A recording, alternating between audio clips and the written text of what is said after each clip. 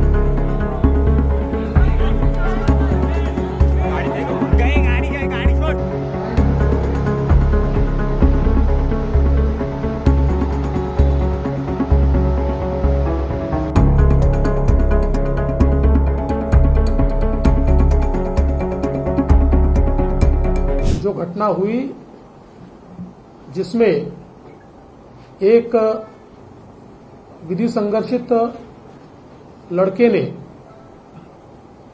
एक कार चलाते हुए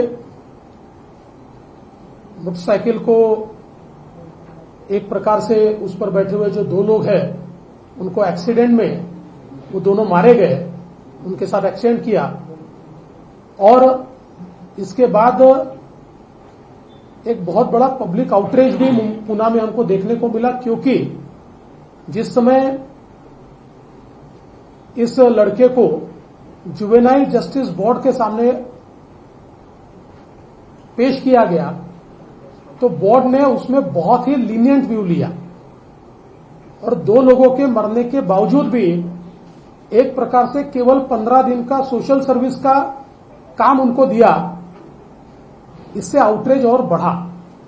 मूल रूप से अगर हम इसको देखें तो पुलिस ने जो एप्लीकेशन मूव की है उस एप्लीकेशन में बहुत साफ शब्दों में कहा है कि ये लड़का 17 साल 8 महीने का है, ये जो क्राइम है ये हीनियस क्राइम है और निर्भया कांड के बाद जुवेनाइल जस्टिस एक्ट में जो चेंजेस आए हैं उसमें 16 साल से ऊपर अगर विधि संघर्षित बालक है लेकिन क्राइम हीनियस है तो उसको एडल्ट करके ट्रीट किया जा सकता है और उसको एडल्ट ट्रीट करना चाहिए।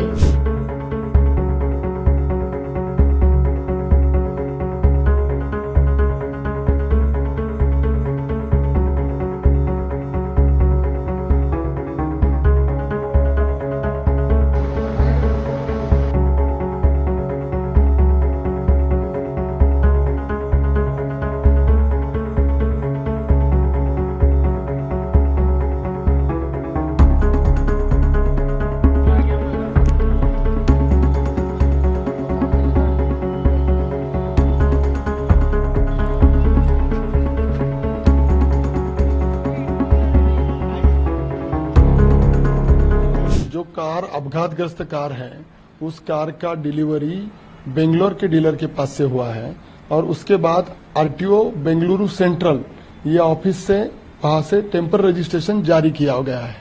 टेम्पर रजिस्ट्रेशन की वैलिडिटी 18 मार्च 2024 से लेके 17 सितंबर 2024 तक है और उसके बाद वो गाड़ी का रजिस्ट्रेशन करने की रिस्पांसिबिलिटी ही कंसर्न ओनर की है।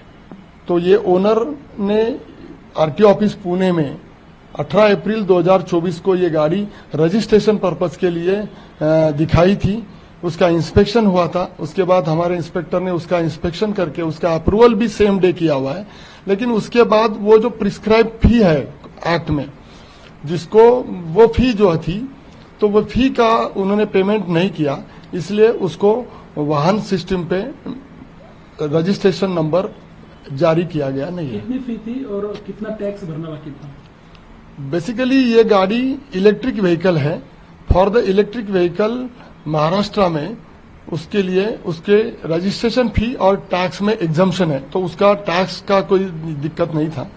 लेकिन उसकी जो फी है, उसका हाइपोथिकेशन था या आरसी बुक है, उसका पोस्टल चार्जेस है, ये 1758 रुपए उसकी फी थी।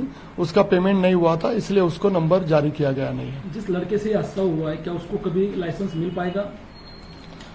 जिस लड़के से एक्सीडेंट हुआ है, एज पर द एक्ट, अगर कोई लड़का माइनर है और उससे अगर कोई ऐसा हादसा होता है, एक्सीडेंट होता है, तो उसको up to the age of 25 उसे लाइसेंस नहीं मिल सकता है।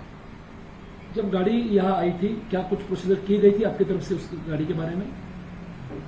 नहीं, गाड़ी जो महाराष्ट्र में आई उसके बाद रजिस्ट्रेशन पर्पज का आरटीओ से रिलेशन है, तो रजिस्ट्रेशन के लिए वो गाड़ी 18 अप्रैल 2024 को आरटीओ ऑफिस में आई थी, उसको दिखाया गया था, उसका इंस्पेक्शन हुआ, इंस्पेक्टर ने उसका अप्रूवल भी सेम डे किया हुआ है।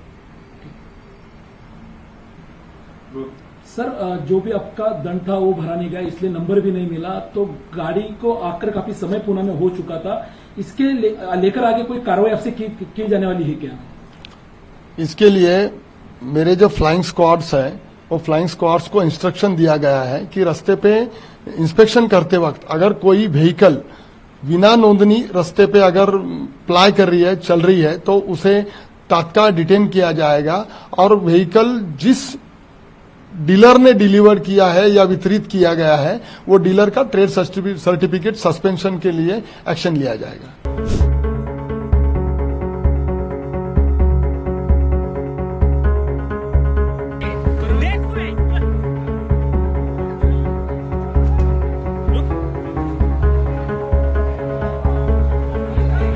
Today, the investigating agencies in this particular matter filed a review application before the Honorable Juvenile Justice Board.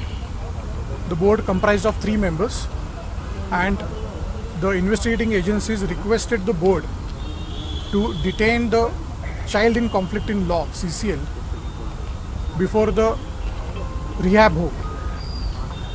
Their application was made, they argued at length. We opposed that particular application. We relied on certain law points.